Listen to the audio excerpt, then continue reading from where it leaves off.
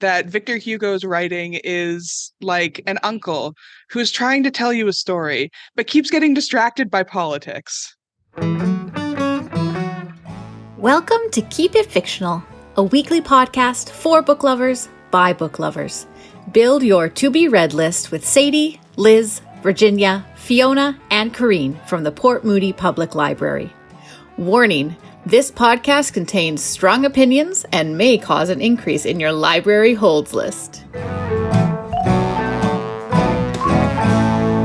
Hello, everyone, and welcome to Keep It Fictional. I am your host, Fiona, and I am joined by my book friends, Virginia, Sadie, Corrine, and Al.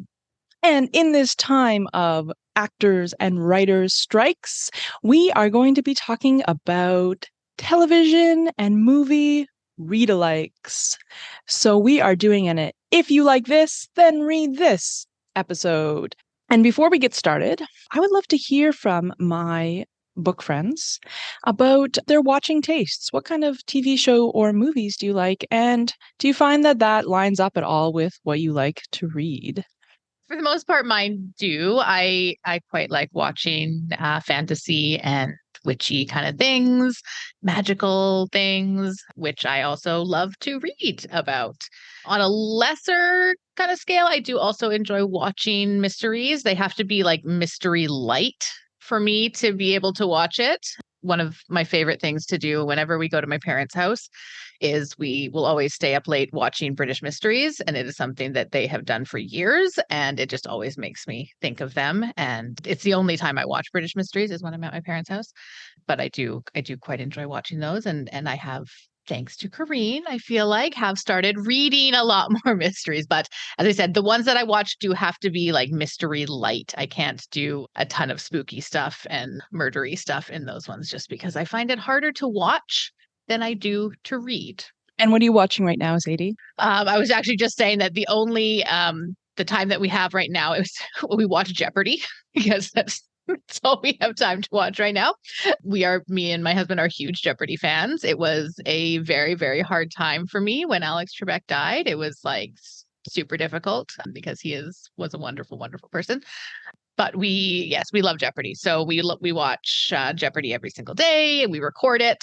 So if we miss it, then we go back and we watch it. The only time that we have not gone back and watched it is when Evie was really, really young and we had no time and we missed most of Matea Roach's run on Jeopardy, which was unfortunate. But we watch all of the Tournament of Champions. We watch all the Masters tournaments. We're quite into Jeopardy. We've also slowly been working through the second season of both Shadow and Bone and Only Murders in the Building, but much, much slower.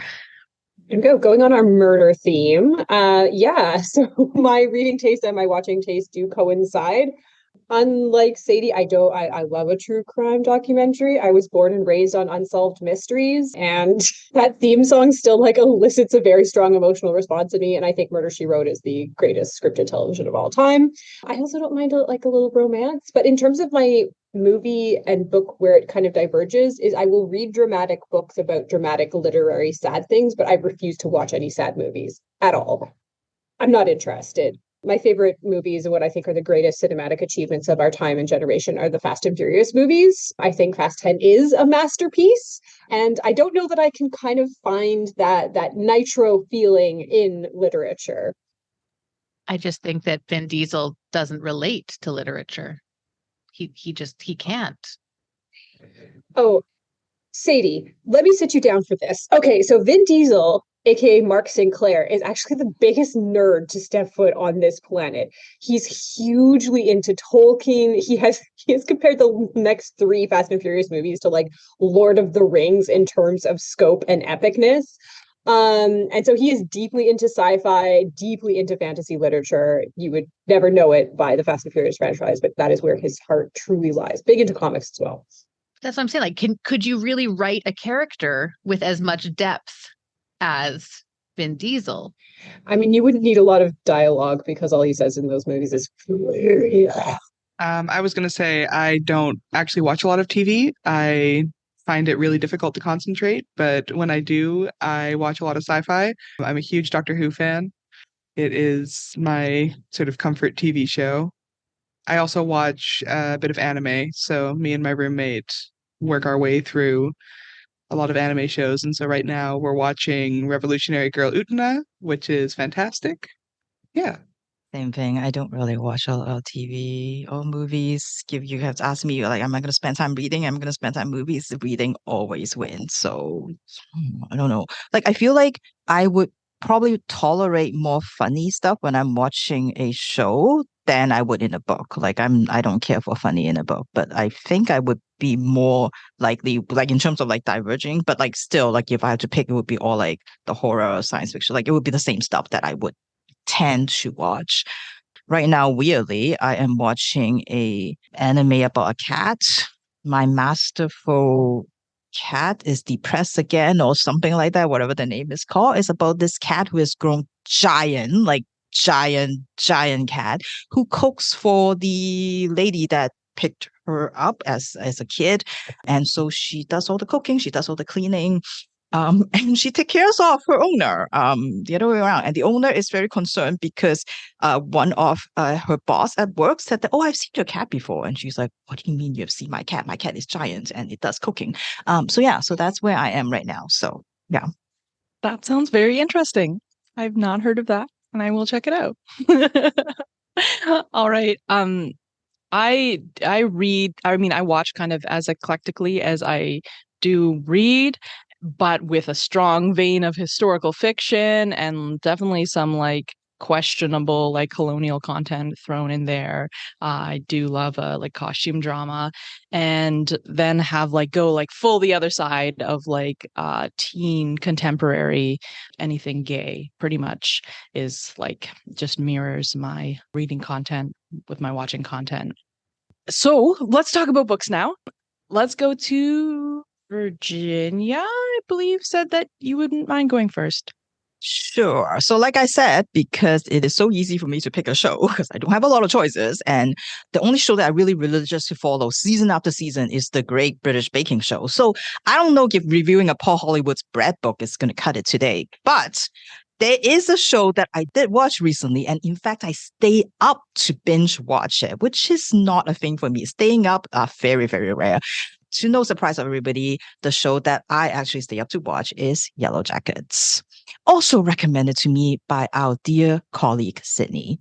So Yellowjackets, if you're not familiar with the show, is the story of a high school girls soccer team who's on their way to a tournament when their plane crashed and they landed somewhere in Canada in the wilderness and they have to figure out how to survive.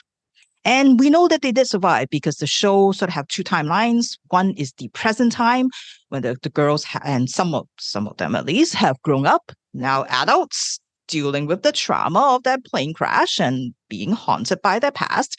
And then we see them as teenage girls doing what they can to stay alive while they are out in the wilderness. Now, there are many aspects of the show I think that appeal to people. First of all, the amazing acting. Like, very often when you watch a show where you have like sort of a younger and an older version of the same characters, they're just not believable. But in this show, absolutely the opposite. You can totally see how this person grows into this other person. And it's just amazing. It is not just this appearance thing, because like kudos to the people who did the casting, but also absolutely hats off to all the actresses who must have spent so much time kind of studying one another to make sure they can capture those mannerisms, how they talk, how they walk, how they behave, all those little things. It is just amazing to watch. So watch it just for the acting. But also I think another thing that appeals to people, of course, is sort of this Lord of the Fly-esque kind of survival story, but with an almost all-female cast and lots of representation. So that definitely appeals to a lot of people because some of them did survive. There is sort of a bit of that sort of final girl kind of feeling to the story. Yellowjacket is also a story about some very complicated female relationships, friendship, camaraderie, the toxic group dynamics. So there's a lot of that in there. And of course, the supernatural aspects, you know, is there something out there with the girls when they are out in the wilderness? Is it real? Is it in their imagination? Did they do what they did because they want to, or is someone else pulling the strings? And all of these questions are yet to be answered in the 2 seasons so far. Can't wait to find out. And of course, some people are drawn by the promise of cannibalism. I don't know who those people are. And the killer soundtrack. if you have a nostalgia for 90s music, and we're talking like Tori Amos, PJ Harvey, or like the new rendition of Just a Girl by Florence and the Machine, this show has like the best songs, and they are perfect for all the scenes where the songs appear. So, so, so good. And you can feel your heart just pounding, just listening to that theme song, No Return, when it comes on. So to find a book for this episode, I was kind of looking for a book that covers all these aspects of the show. And there are many, many lists out there for reader likes. And out of all the books that they recommended, I think this book that I read for today has the most potential. It seems like it's got the feel that you get from Yellowjackets. And the book that I have is The Grace Year by Kim Liggett. And this is a young adult dystopian novel set in a county where when the girls turn 16, they are sent out to the woods in sort of a fenced-off area, and that is where they are going to live for a year, and they call that the grace year. They're given food, they're given supplies, should be enough to last them for a year as long as they are sensible about it. And they live all by themselves for that 1 year. And after a year, when they come back, if they survive, then they can rejoin the community. Now, this ritual has been going on for years because the people in this county believes that girls are born with magic. And this magic is dangerous, specifically dangerous for all the men in the community, because bad things will happen if you just let these girls live among them when their magic is supposedly the most potent. So this magic is a temptation, is an evil thing, and the girls need to get rid of that themselves. Hence, they are sent out to fend for themselves in the woods, to learn to do whatever they can to purge themselves of this evil that is inside them, and to release this so-called magic back into the wild. And afterwards, they are welcome to come back and become the docile women that the society needs them to be. The night before the girls get sent out, they hold a veiling ceremony. And on this night, the young men and all the widowers, all the eligible bachelors, they get to pick a girl to be their wife, and they will give the girls a veil. When they come back after the year, then they get married, and that is their life. Tierney is turning 16, and this is her grace year. She has been trying to find out more about what happened when they're out in the woods, but none of the women would talk. Her mother, her older sisters, they've all gone through it, but they won't say a word about it. They're not supposed to. That's okay. Tierney has it all figured out. Whatever it is that is out there, she's going to survive. She's going to come back alive. And she already knows what job she wants to do after she gets back. Because if you don't get a veil, you just get sent off to do a particular job. And she knows exactly what she wants to do. Because Tierney has no interest in becoming a wife. She has no interest in marriage. She has made it very clear to everybody, and she also doesn't make herself very agreeable, and so she thinks that like no one is going to give her a veil, and that is just fine for her. Except on the night of the veiling ceremony, someone did present a veil to her, and that someone is Michael. Michael is the son of the mayor. In a year's time, Michael's father is going to pass that job to him, and Michael will become the mayor. Michael is also Tierney's best friend.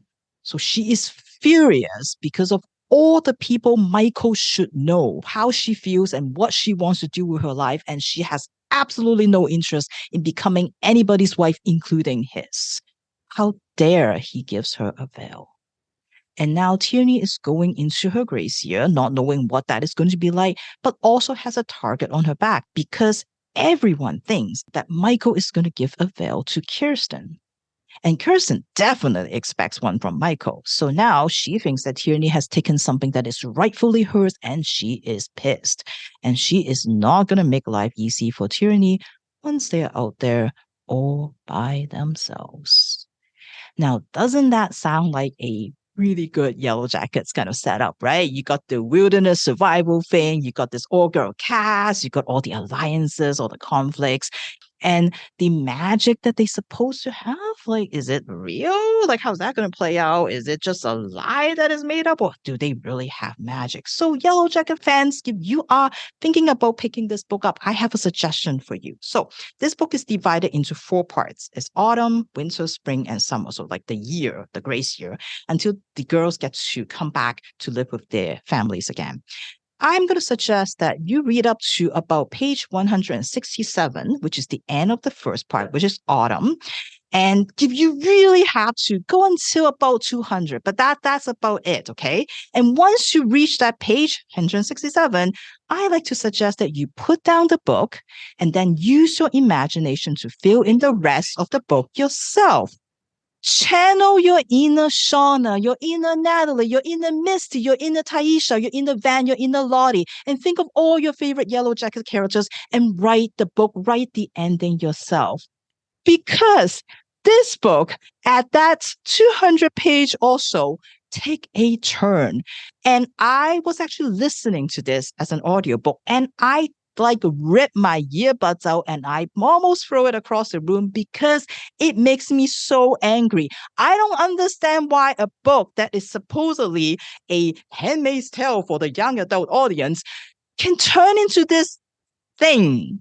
I don't know why the author will choose to do this to this story, and I can't tell you what it is, but I just don't get it. I was so angry at this book. And because I can't really rage listen, I have to rage read the book. So I borrowed the paperback copy just so that I can flip the pages with anger and try to get through it because I have to read this for the episode.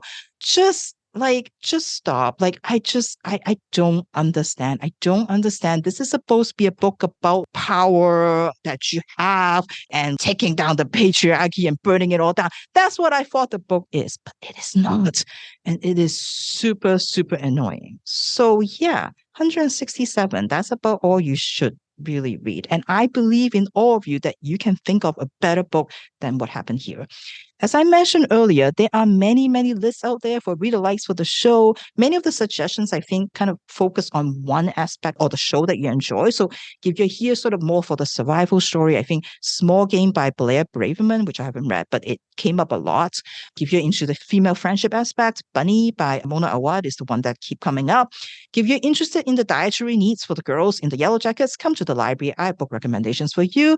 And maybe really just go watch Yellowjackets again because nothing can replace it. It's just not the same. So yeah, that is my book for you today. Thank you so much for that candid review, Virginia. It's very exciting coming from you. And as someone who has not ever seen Yellowjackets, I'm tempted to read the book just to find out what M. Night Shyamalan foolishness seems to be happening in this reveal. Oh, you're looking at me like that because I've not seen Yellowjackets? Is that? All right. Oh boy, let's just keep it dark. We'll go to Corrine and you can tell us about all the murder. How did you know? How did you know? So my television series is definitely a murder series, but it is actually a show that Sadie and I have in common. And Only Murders in the Building gives me the same feeling as reading a Seishi Yokomizo book, who is like a Japanese golden age crime writer. When you open it up, you just give a big sigh of contentment because you know you're in good hands. A is going to lead to B, is going to lead to C, and it's all going to be okay. So creators Steve Martin and John Hoffman take you in their very capable hands and just kind of swaddle you in character actors and New Yorkishness and theater jokes and all your favorite actors, and here's a nice little mystery for you to enjoy. Don't worry too much about it. Don't worry. And at the end, you just drift off into a happy state. And that's Only Murders in the Building, despite the fact that it has one kind of grisly murder in the first season and then more in the second. But anyways, it is, on the surface of it, a kind of critique, funny poke at true crime podcasting, where three strangers who live in this beautiful building called the Arconia become obsessed with a true crime podcast that brings them together, despite them being very different people. We have Steve Martin, who is a kind of washed up television actor, but he's Steve Martin, so you just, he's so avuncular, you just kind of want to just I awkwardly hug him and pat him on the head. And it's like, it's okay. You can make an omelet for me. I hate eggs, but for you, Steve Martin, I would. You have the indomitable Martin Short, who is playing a theater director whose last, 20 productions have ended in total disaster / maybe someone drowned, who is kind of struggling to make rent because no one will hire him to do his great directing because horses died. And then you also have Selena Gomez, who this is the first thing I've ever seen her in, and she's kind of delightful, according to Wikipedia, because I was like, what is her job? It's apartment renovator, which I don't think is a real job. Anyways, they have all been brought together into this beautiful New York apartment called the Arconia, which is essentially a murderer's row of character actors. Each one of them a beautiful, beautiful prototype played to perfection by actors like Davine Joy Randolph, Amy Ryan, there's a Tina Fey. Shirley MacLaine makes an appearance in the second season, and I cried. I don't know. And Jane Lynch is there, and then Nathan Lane. Oh, Nathan Lane. Anyways, so there are 2 seasons so far. The first season centers around a person in the building, Tim Kono, who seemingly has a bit of a history with Selena Gomez, who they get into an elevator with as they go up. They notice him kind of playing with his phone, having intense phone calls. And then that night, the building is evacuated. And when they sneak back into the building because they're true crime fanatics and we're all nosy, they find that Tim is dead of an apparent suicide. However, they do not believe this. They remember him talking on the phone, making plans, as well as they find a package for Tim, which contains an engagement ring. So it is very, as Sadie said, a mystery, a light mystery. It doesn't focus too much on the goriness of it. It's really about all these characters and all these fantastic actors. And then, of course, the podcast that these 3 strangers start, which turns into a phenomenon. So a lot of the read-alikes for this particular series kind of focus on that idea of the podcast as a convention, as the podcast as kind of like a social phenomenon, and specifically about true crime podcasts. So the book that I chose for this off of a list of recommended books is definitely a lot darker than the series and just lacks a certain je ne sais Steve Martin. So have you listened to Reconsidered, the Chuck Berman Murder? This is a new true crime podcast by the improbably named Poppy Parnell that chronicles the seemingly open and shut case of Chuck Berman, who is a mild-mannered professor who was killed in his own home by the 17-year-old boy next door. Now, this boy was troubled. He was known to be into drugs and, as he describes in the book, satanic music. And he had recently discovered that his mother was having an affair with Chuck Berman. Now, there wasn't a lot of evidence at the scene. However, there was an eyewitness, Berman's young daughter, Lainey, who clearly saw and testified that she saw Warren Cave, teenage misfit, shoot her father at point blank range. On the basis of this eyewitness testimony, Warren was locked up and has been in jail for the last 12 years. However, Poppy Parnell has a feeling. She has been approached by Warren's mother, Melanie, who has always said that Warren is innocent. As Poppy interviews Warren, she also gets the feeling that this young man maybe is not as guilty as he seems. And so she decides to investigate. And of course, if you are a true crime fanatic / have some mild journalism training, what do? You create a hit podcast. And that is Reconsidered. Have you heard it? Now, Josie Borden has. She has a seemingly normal life in New York. She works in a bookstore. She has a really hot New Zealand boyfriend who's also a humanitarian. And she spends most of her time in their lovely little neighborhood. Until one night, she gets a strange call. A muffled voice says, "I miss you too." She thinks that this is her boyfriend who's working in the Dominican Republic at the time, and maybe they just have a bad connection. But the voice and the words haunt her. And that is not the only thing that is dogging her steps. When she is at the overpriced farmer's market, she overhears 2 teenagers talking. Have you heard about the Chuck Berman case? She learns about the podcast and she can't not listen. Because for her, the story is not just a story. Chuck Berman, mild-mannered professor who was having an affair with next-door neighbor, was her father. The mother, who seemingly driven mad by grief and joined a cult, is her mother, who she hasn't seen in 10 years. And the star eyewitness to the murder is Lainey, her twin sister, who she hasn't had any contact with in 10 years since a terrible betrayal broke them apart. Now, Josie feels like she has buried this past. She's changed her last name from Berman to Borden, which honestly, as a victim of a crime, seems like a bad call. Her boyfriend doesn't know anything about her history. In fact, she has said that both of her parents died in a car accident and she is an only child. She has shuttered her old life into a box and pushed it down until this podcast forces it all to the surface. Soon after the podcast begins to get very popular, she gets a call from her aunt that says that her mother has committed suicide and that she is begging her to come home. Josie is forced to confront her past, her family's past, and the questions that Poppy, who is a straight-up psychopath, is asking about the case. Is it as open and shut as it seems? Can she trust her sister's word about what happened that night? Or did something else happen? Are You Sleeping by Kathleen Barber is described in the front as a novel for the podcast generation, which I don't know what that means.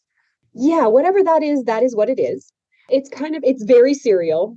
It's very, very, very, very serial about someone comes in and just starts disrupting everyone's life.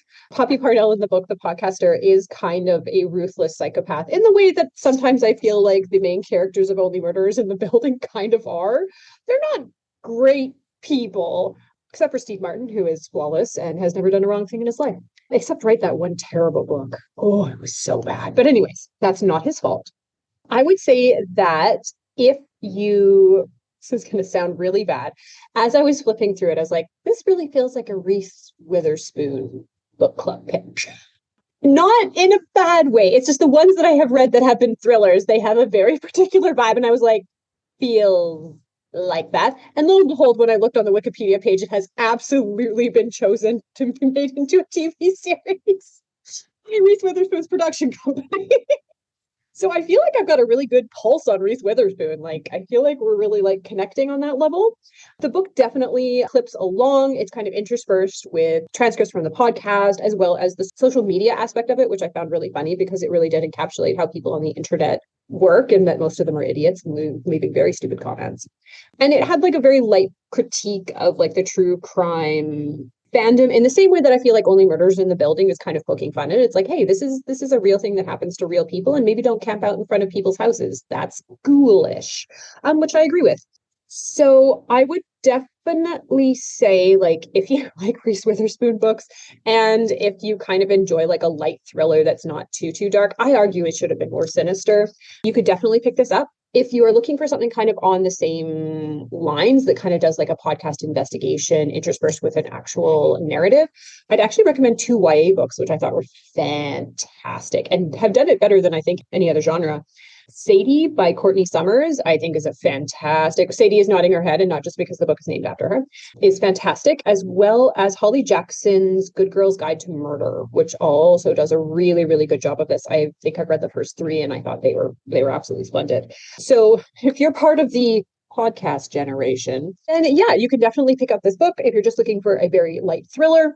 And you do think that podcasters are a bit ruthless, and you thought Tina Fey's character in the second season maybe was over the top. No, that's fine. You can pick up Are You Sleeping by Kathleen Barber. Thank you, Corinne. Going back to the characters in Only Murders in the Building, I was amazed by Selena Gomez. Before that, I could not tell her from another pop star. I was like, which one is that? And then I'm like, you're like a cute, like, I don't know, person that I feel like I would want to like talk to. I don't know. I was just surprised. That was my reflection on Only Murders in the Building. That's what I got out of it. I like Selena Gomez. See, I've been a huge Wizards of Waverly Place fan when I was younger, so I have followed Selena Gomez like from her OG roots as a witch. Yeah. I love that. That's very Sadie. Yeah. She really does hold her own against like two, I'm going to say, very forceful performers in Steve Martin, and like Martin Short is like chewing scenery like right, left, and center. No bit of that building goes ungnawed. But she really holds her own and gives a really like great performance. Well, I think that she's been able to take herself as an actor and get away from like her Disney Channel roots in a very big way. And also the only show where Martin Short didn't just drive me up the wall. True words were never said. Martin Short's just a lot. I know. He's a lot. He is a lot as a performer. And I think it worked in that show. All right. With that, why don't we go to Al? All right. So today I am going to be talking about a book that I'm going to compare to Stranger Things. Now, Stranger Things, huge Netflix phenomenon, set in the 80s in a small town called Hawkins, Indiana, about a group of kids who find themselves wrapped up in a story about human experimentation, about a strange other dimension called the Upside Down, and have to work together with some of the adults in the town to figure out what's going on, to stop the monsters, and to bring peace back to the little town. The book that I've got today is a pretty new one. It's Camp Damascus by Chuck Tingle. In this book, we follow Rose Darling, who is a pretty normal young woman by the standards of her small town, Neverton. She's a member of the Kingdom of the Pine, a Christian sect that dominates the town, and she loves Jesus and her family. She's curious about science and memorizes interesting facts to tell people at social events. Neverton is a small town, not particularly notable except for one thing. It hosts the nearby Camp Damascus, the Kingdom of the Pines ex-gay conversion camp, which boasts a stunning 100% success rate. Not that Rose would know much about that, since she's not gay. Of course, she does get strange feelings in the pit of her stomach when she looks at one of the girls in her social circle, but she just really wants to be friends with her, right? But things start to get strange when Rose starts to notice a strange woman who seems to be following her around. She's got lank, dark hair and fingers that are too long, and a red polo shirt with a name tag affixed that says Patched, which is the name of a demon. Rose starts feeling cold whenever she thinks too much about girls and coughs up flies at dinner with her family. Something strange is going on in Neverton, and Rose is determined to get to the bottom of it. When her search takes her to breaking into her therapist's safe, Rose finds out that she's more connected to Camp Damascus than she realized, and their celebrated 100% success rate might have something sinister behind it. And that's when things start to get weird.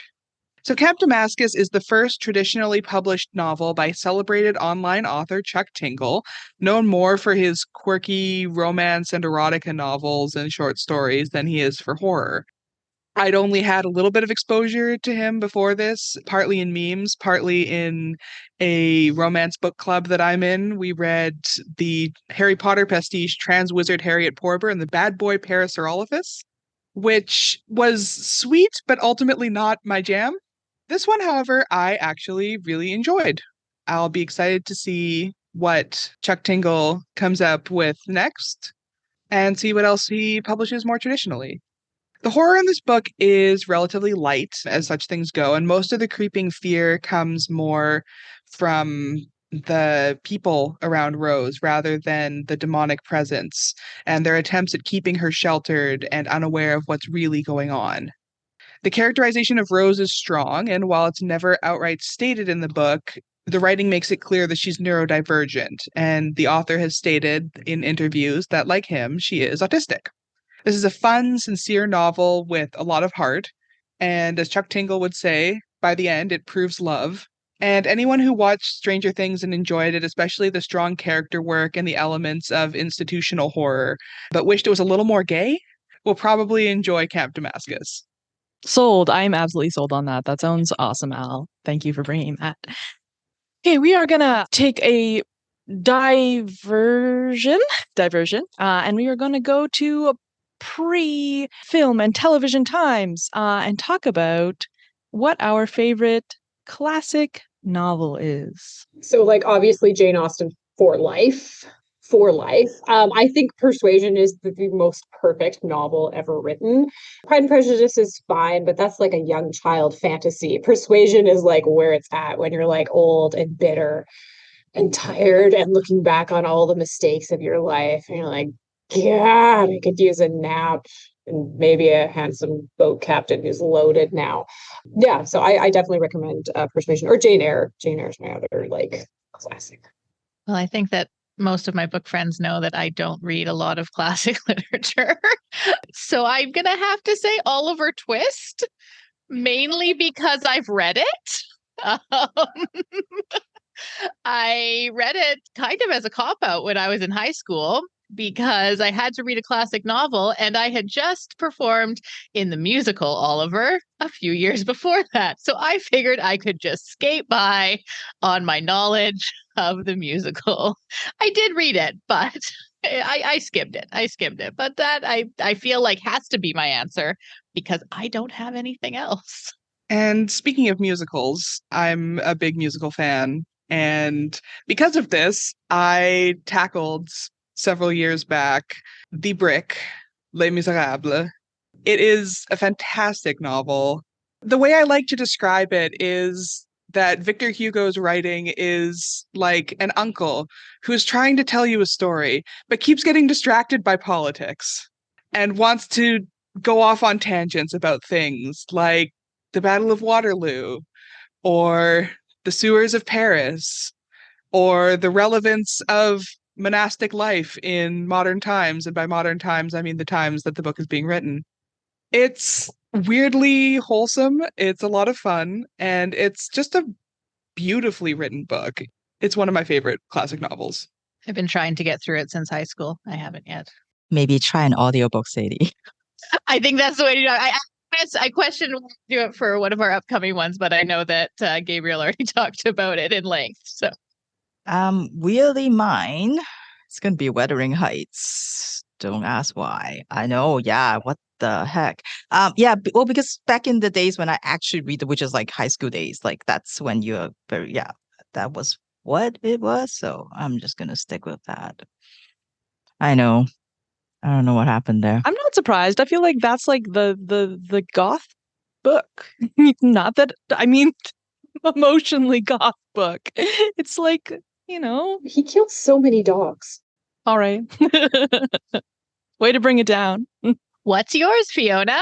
Well, I think everybody here knows that my favorite book, I say my favorite book of all time is Dracula. So probably Dracula, but I'm currently reading Little Women, like for the first time since I was a child, and it's delightful. Like even all of the adaptations can't do it justice. I just love the little slice of life, clean.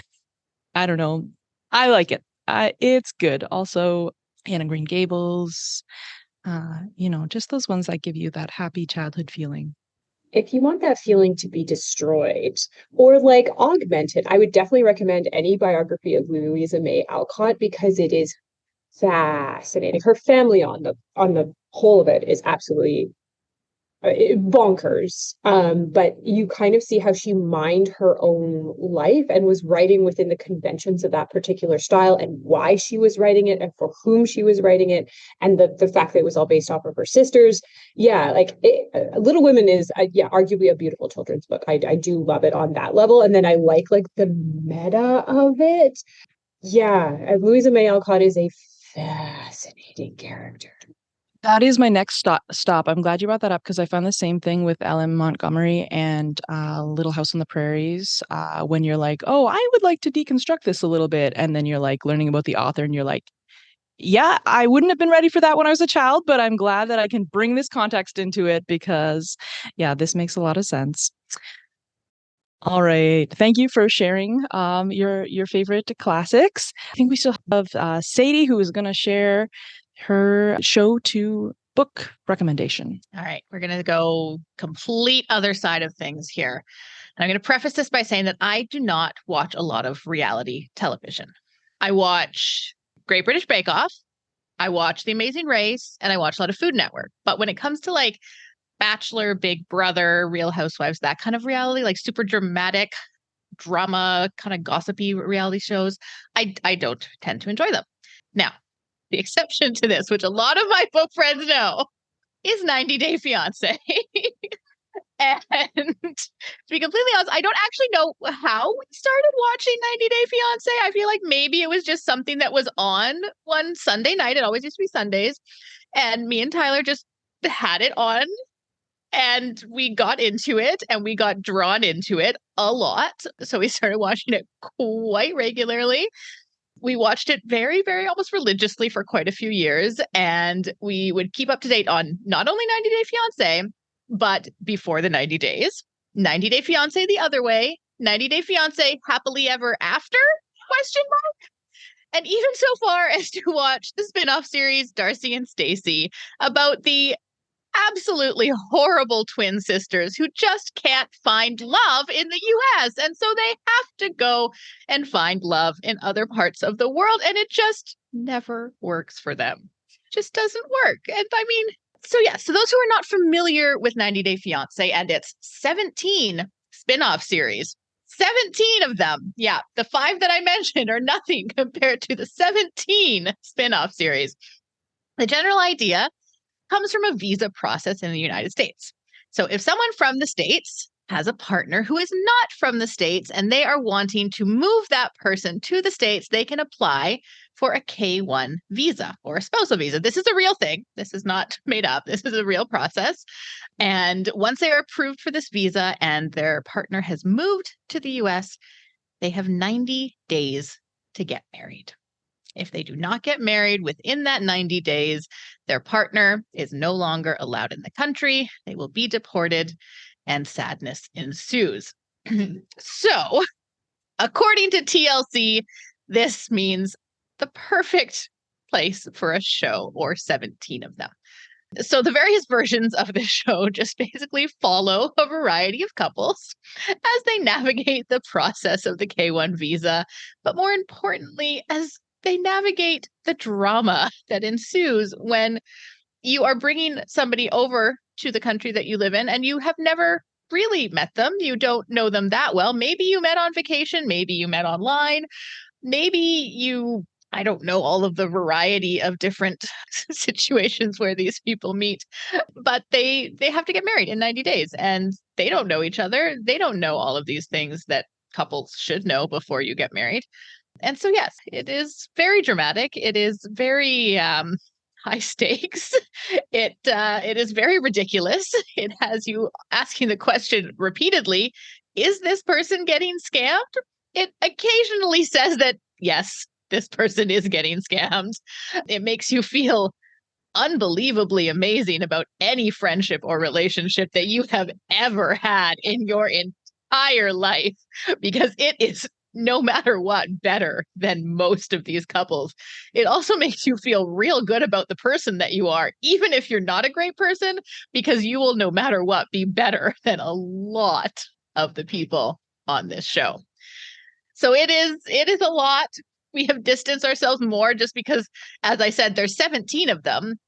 And they not only, when you record it, you have the lead up to the show, which has its own episode. You have the show, you have the pillow talk of the show, which is other people from the old episodes of the show watching the show and giving commentary. And then you have the follow-up episode to the show, which is like, here's a recap of what happened on the show. So each episode comes with 4 episodes and it's very overwhelming. So we don't watch it as much anymore. And I'm a little bit sad that I don't know the couples anymore. But anyways, when I was thinking about a show for this episode, I decided that I was in the mood for romance. And I mean, what says romance more than 90 Day Fiancé? So I went in search of a book that was similar to 90 Day Fiancé. Now, the book that I found is The Kiss Quotient by Helen Hoang. And this book follows Stella Lane. Stella is a very well-off, very successful econometrician living in Palo Alto.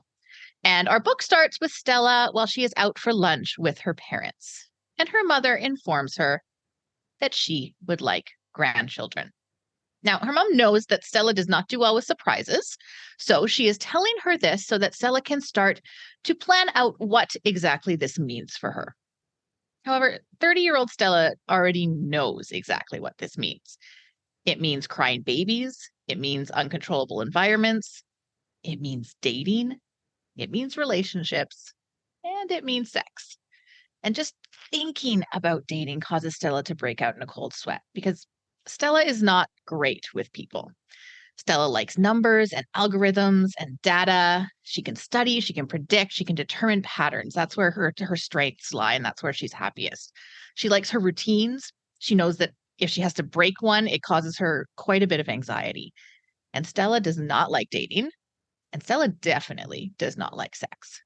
So she makes her excuses. She rushes back to the safety and comfort of her office. However, she can't stop thinking about what her mother has asked of her. She knows that as a successful 30-year-old woman, dating shouldn't be a daunting thing. But the few dates that she has been on in the last few years have been absolute disasters, and she's fairly certain that it's her fault. And this is because Stella is autistic, and she knows that her autism makes her any social interaction she has very, very difficult. She knows that she acts strangely and comes across as weird. Or she asks blunt questions and comes across as rude. Or she's not able to enjoy the physical intimacy that comes with a relationship, and she comes across as cold. And so Stella has come to dread the idea of dating and relationships.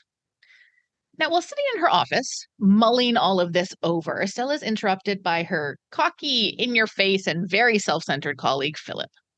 After some rather inappropriate comments that I feel like sexual harassment is written all over, Philip tells Stella that if she's ever going to get a boyfriend, then she needs to get better at the more physical aspects of dating.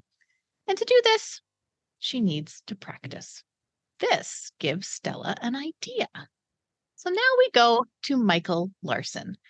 Michael Larson is just like his father. He knows this in his heart, and as much as he absolutely loathes his father, he can't change that fact.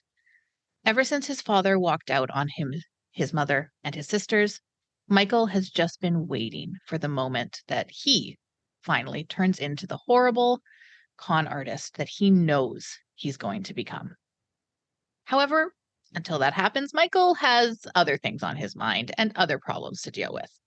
Because Michael's mother has cancer, and the bills just keep piling up. And Michael needs some way to pay them. So, unknown to everyone he loves, every Friday night, Michael works as an escort. Every week, Michael meets up with a different woman, and every weekend, Michael works through the emotions that follow these interactions at the martial arts gym with his cousins Kwan and Kai. Now, when Michael meets Stella, he assumes that she's just like any other of his clients. However, as Stella explains the proposal she has for him, he's really not sure what to think anymore. Stella would like to hire him, but not just for the night, for a prolonged period of time to teach her about physical intimacy so that she can be successful on dates, find a boyfriend, and one day have kids as her mother has asked. Michael has a very, very strong no repeat customer rule. And so he right off the bat said, no, definitely not. However, after Stella seems so convinced that this is the way that is going to fix all of her problems and asks him for another escort recommendation, Michael knows that she will probably just be taken advantage of and not treated properly by his colleagues. And so he reluctantly agrees to 3 sessions with the promise that Stella will not get obsessed with him. So over the next few weeks, Stella and Michael start to get more comfortable with each other. They both find out that, lo and behold, they actually enjoy each other's company. However, Stella knows that if she tells Michael about her autism, everything would change. And he won't look at her in the same way, just like everybody else does. And Michael knows that since he's just like his father, he can never actually be with someone like Stella because he's just going to hurt her in the end. So after a disastrous night out dancing, Stella decides that it's not actually sex that she needs practice at. It is the whole relationship that she needs practice at. So she offers Michael a huge amount of money to become her practice boyfriend, thus entering Corinne's favorite fake dating trope.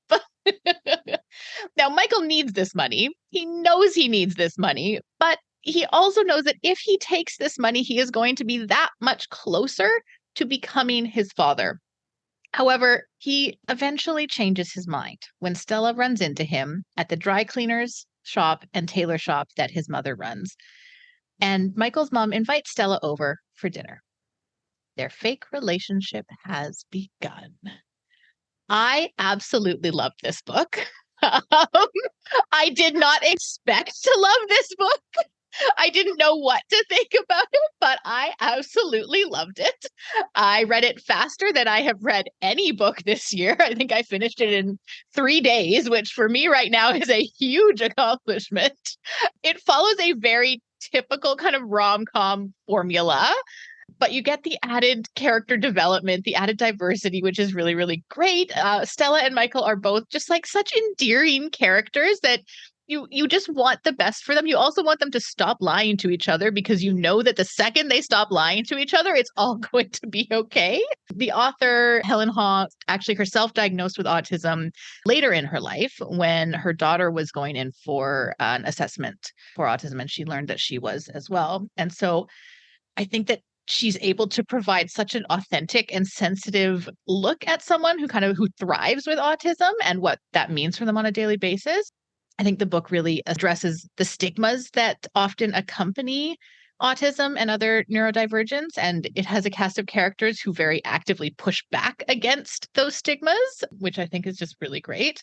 Looking at it as a comparison to 90 Day Fiancé, I can see the similarities. I think that if you're wanting like the romance aspect, the little bit of drama, then it fits the bill.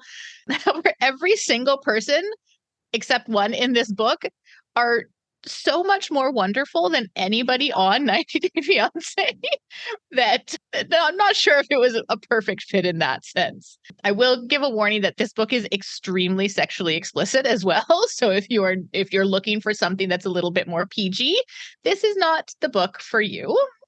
If you're looking for some other kind of 90 Day Fiancé read-alikes, if you're wanting something that has that more international element to it that 90 Day Fiancé has, it's kind of these two people from different countries. The Statistical Probability of Love at First Sight by Jennifer E. Smith. Playing with Matches by Hannah Orenstein. How to Ruin Your Boyfriend's Reputation by Simone Elkels, and Alyssa Cole's A Princess in Theory, I think would all be really good fits for that. I haven't read any of them, but they kept coming up on those lists as well. So I would definitely recommend The Kiss Quotient by Helen Hoang. I think it's a wonderful romance, whether or not it fully relates to 90 Day Fiancé. I think if you want a steamy, awesome, fun romance, this is the fit. It's so funny that you chose that book of hers because I believe her second book is literally the plot of like 90 Day Fiancé. Is it actually? Yeah, it is. Where the mom's like, "Oh, son, you need to get a lady." Oh, for Kai, right? Yeah, you need to get a lady. So she brings one over, and I was like, "Oh." I love that you chose this book because on the surface of it, the premise is insane. It's a lot to take in outside of like the realm of fan fiction, where you're like, "I'll suspend my disbelief." You're like, "Oh no, this is happening in the real world."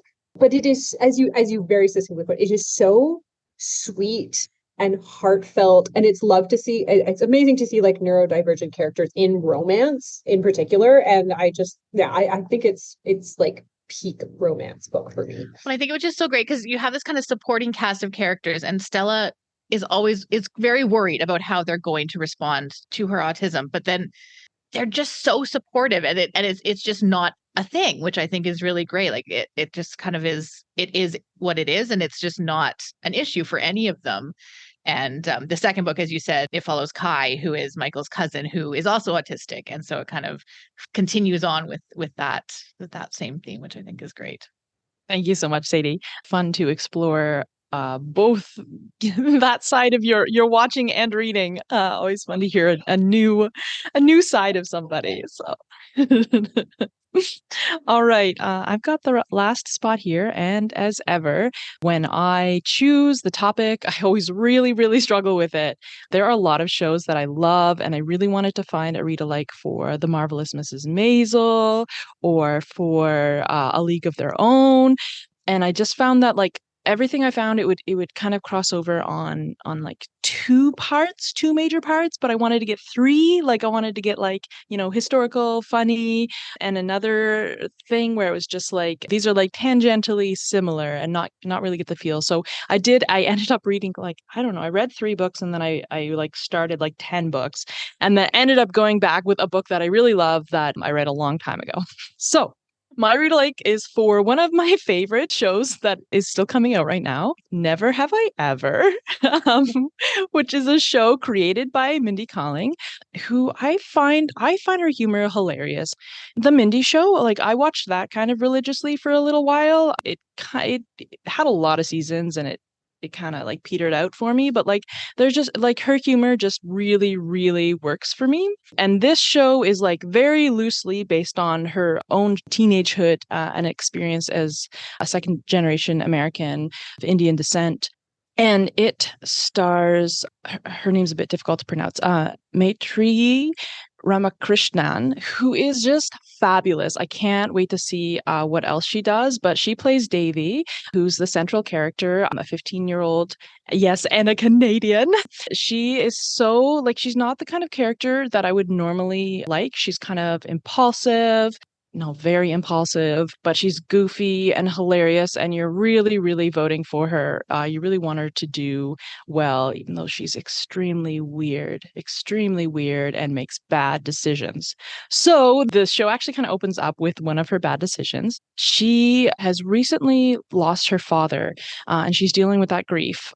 When she starts to come out of that grief, she decides she wants to like change her social standing, and that the best way to do that is to lose her virginity to her crush, who is sort of like the most popular boy in school, Paxton Yoshida Hall, who's played by Darren Barnett, who has since played some other smoldering love interests. And so Davy's approach is just to show up at his house and be like, hey, dude, let's have sex. And then from there, comedy ensues. We get to know Paxton a lot better. We get to know his sister, who is just such a great character. Paxton, they really kind of like unpack this whole like popular jock dude through his relationship with Davy. Davy also has another crush or / frenemy, Ben Gross, who's like this rich white dude, coddled kid. And it's always this will they, won't they love triangle. There's also great secondary characters. She has 2 friends, Fabiola, who is struggling coming out as gay, and I can't remember the other friend's name, but she's dealing with sort of an absentee mother. And it's got endearing characters and it's hilarious. And for me, that's just like a win-win situation of just all of these, seeing David get into these scrapes that are just like situationally like comedy gold. So I reached back to a book that was written in 2002 that I think has a lot of similarities, but is very clearly written in a different era. So when this came out, it was kind of a YA phenomena.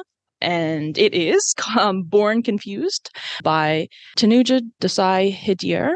And I absolutely fell in love with this book upon reading it. I did read it like more recently. So, it's been around for 20 years. And I know it made a big splash when it came out, but in a lot of ways, it holds up. I do have some caveats, but for the most part, it holds up really well.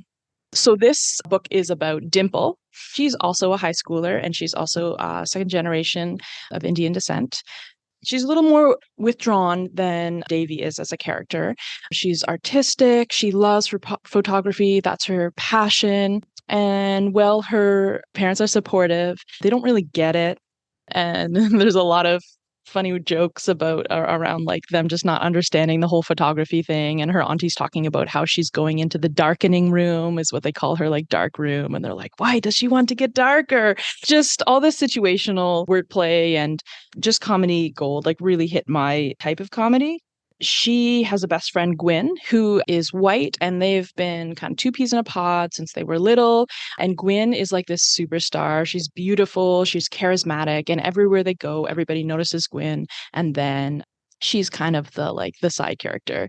And Gwyn also she has absentee parents, and they're rich, so they think that that's enough, that they can, they'll just leave her money and she'll order her own pizza and they'll be back next week kind of thing. So Gwyn finds a family in Dimple's family, but Dimple starts to feel like it's really kind of crowding her out. Gwyn has everything. She's beautiful. Why does she have to come and take Dimple's parents away from her, be the center of attention here?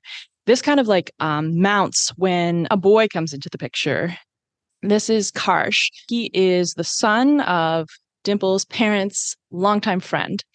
Sort of immediately, unarranged marriage is on the table as a possibility when they meet Karsh, and they're like, wow, this guy is great. Maybe this is an old friend. Maybe we can set up an arranged marriage for Dimple.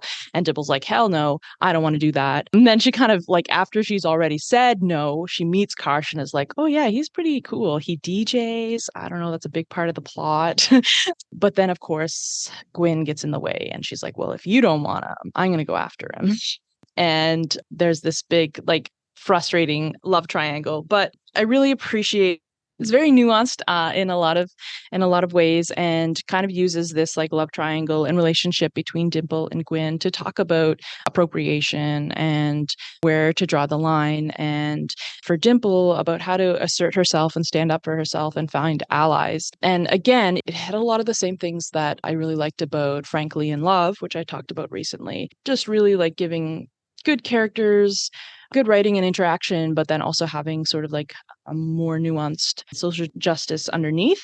And with this being written 20 years ago, a lot of it is a little less in your face in that it doesn't have other books as much to draw from and build on. So I think that it doesn't go as far. And I also want to just point out that there was something that I found pretty triggering. There's a trans character who sort of gets dropped in the end, and the language used to talk about them is not the language that we would use today, and they feel very much like a plot device of I will go talk to this wise person and learn a bunch, which is kind of a pet peeve of mine. So I loved it. I thought this might be my favorite book ever, and then kind of got to that point and was like, oh, that ruined it for me. But I still recommend it.